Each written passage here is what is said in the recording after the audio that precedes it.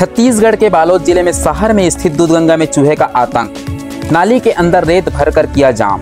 JCB से निकाला गया आधा ट्रैक्टर मिट्टी।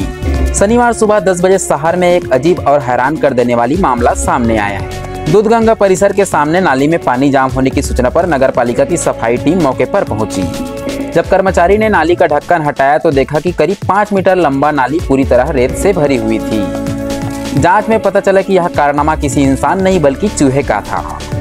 नगर पालिका के कर्मचारी ने जेसीबी मशीन की मदद से करीब आधा ट्रैक्टर रेत नाली से बाहर निकाला। मिली जानकारी के अनुसार चूहे ने नाली के भीतर बिल बनाकर रेत भर दी थी, जिससे पानी का बहाव पूरी तरह रुक गया था। दूधगंगा के प्रबंधन के अनुसार चूहे परिसर में लगे जनरेटर के अंदर भी घुस जाते हैं और अब तक कई बार नुकसान पहुंचा चुके हैं। जनरेटर के नीचे की मिट्टी इतनी खुद चुकी है कि नाली की संरचना भी प्रभावित हो गई है।